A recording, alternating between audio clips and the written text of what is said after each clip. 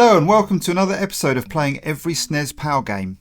Today we'll tackle all the games beginning with C. Hang around to the end if you want to see what my personal picks are from this video that will make it through to the final video showcasing the best games the PAL region has to offer. So let's not hang about, let's get cracking. Carl Ripken Jr.'s Baseball was first off the bat here, pun intended. And although I do enjoy a baseball game, this one was okay. Lots of options and ways to play the game, but ultimately a fairly pedestrian affair, especially when controlling the outfield players. I got bored pretty quickly, but if you're an avid baseball fan, the appeal might last longer with the depth of options that are available.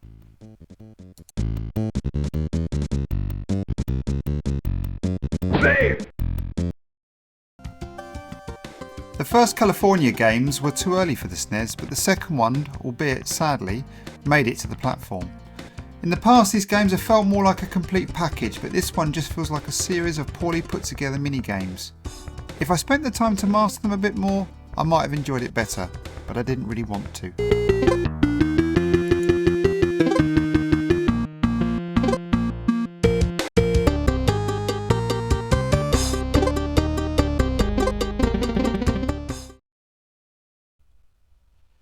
Cannon Fodder is a game I had played a lot on other systems, but just not the SNES.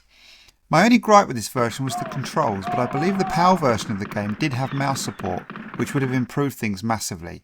Still, it looks and plays great, and is as addictive as ever.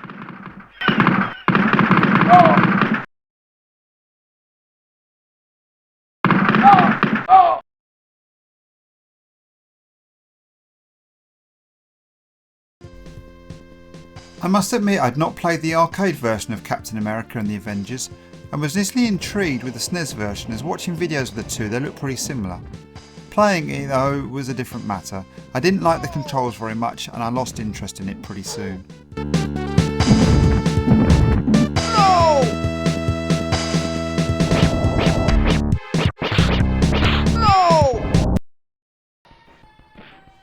I've come to the conclusion that Konami and Capcom made some pretty decent games on this system.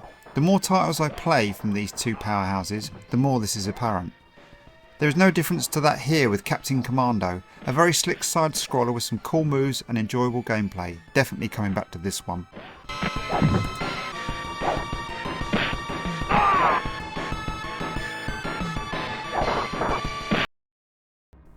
Carry Aces is a tough one. The premise is good with lots of missions, the graphics are okay, and I imagine the two-player games are heaps of fun, but it was still lacking for me. The console controller enemies were tough as nails, and as soon as I got bored of being constantly shot down, I gave up.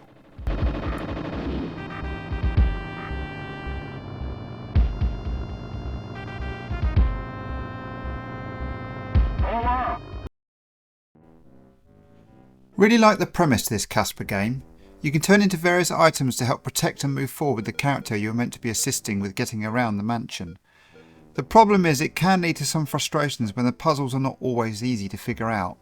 Nice enough little game though.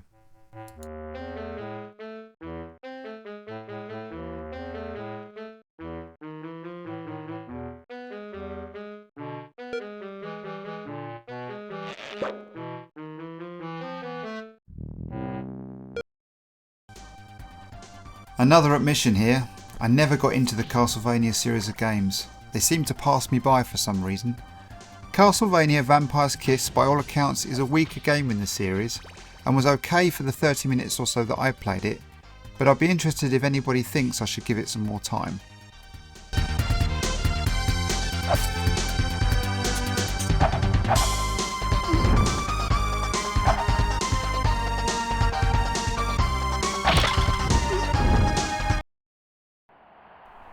I feel really sorry for anyone trying to complete a set of SNES PAL games physically, as they'll have to buy the 3 editions of this game that were released. Champions World Class Soccer with or without PSG or Ryan Giggs is bobbins. It does make you realise how well the FIFA franchise got it early on when you play some of these other titles.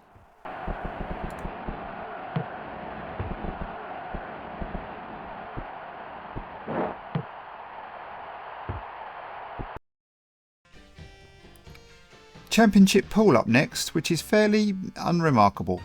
Lots of options and graphically okay. I found it hard to control exactly where I wanted the ball to go with the controller though. That alone made me quit the game earlier than I might have done otherwise.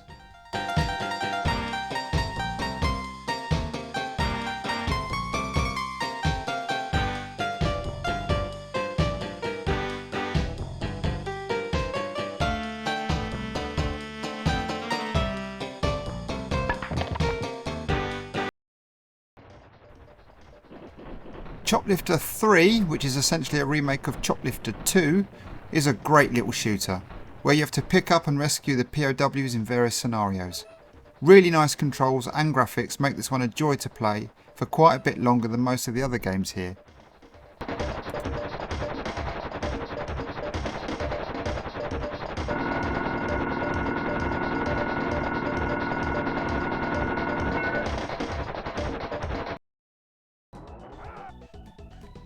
Chuck Rock is another platform game, although this one lets you pick up rocks to either throw at the baddies or use to climb up things. Dinosaurs and bright colours make this pleasant on the eye, but it didn't do anything for me as a platformer.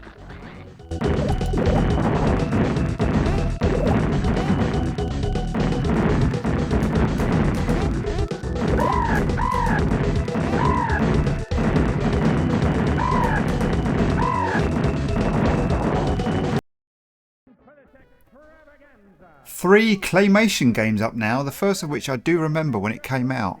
I had to remind myself how impressive Clay Fighter looked back in the day, but it's one of those games that is really style over substance. A very subpar fighter that hasn't aged well.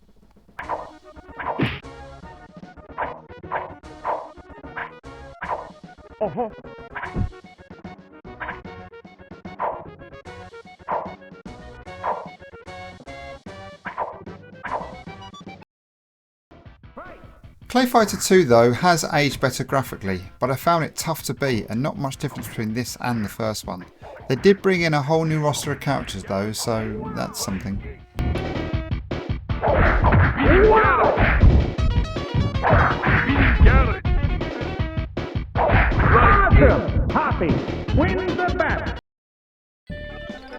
And finally for the clay inspired games, Claymates is an interesting little platformer where you transform your clay character into different animals and other things to help solve the puzzles required to complete the levels.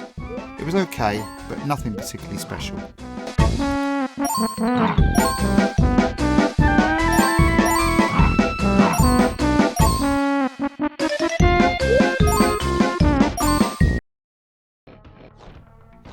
If I remember correctly, Cliffhanger the movie started off pretty good, but then got progressively more shit. The game is pretty similar, although it doesn't start off very good either. Pretty generic, pretty terrible.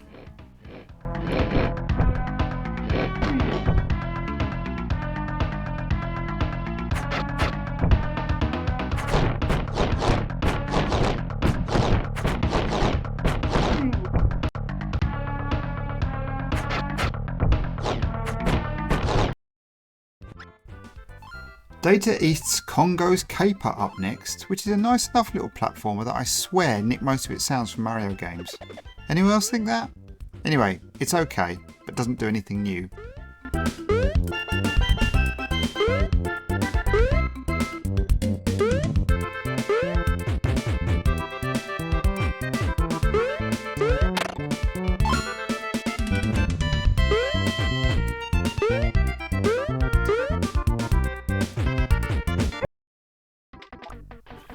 Another OK platformer to rival Congo Capers in the average but playable category is a rather odd little mascot for 7-Up that is, a spot. A cool one at that. Fair enough.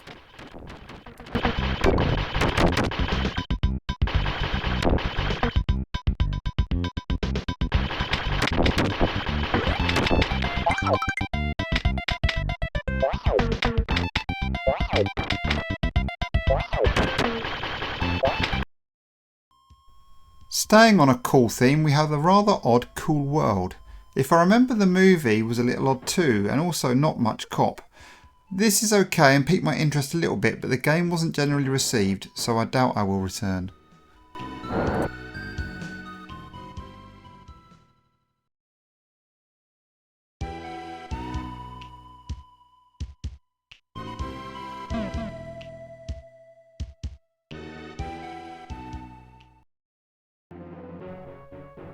Another movie tie-in, like buses these things. We have Pirates Aplenty in Cutthroat Island. Once again, I remember the film being a bit bobbins and the game is okay. It looks pretty cool, but I felt the controls were a bit janky. I liked the runaway cart bit I got to, but that was about it.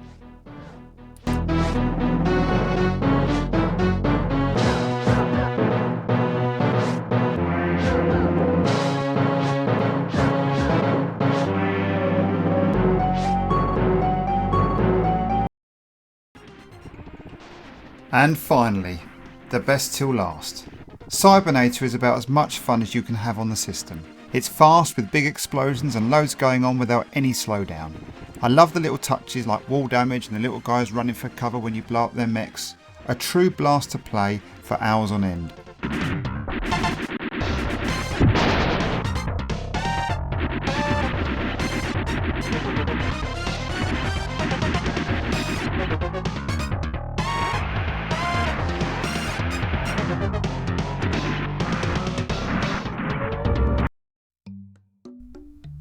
So, that's all the C's. Any favourites of yours in there? Please let me know in the comments if you think any of these games need more attention to go forward to the final. But my picks are, in no particular order, Cannon Fodder, Captain Commando, Choplifter 3, and of course, Cybernator. Please let me know your thoughts, and as always, please don't forget to like and subscribe, and I'll see you on the next one.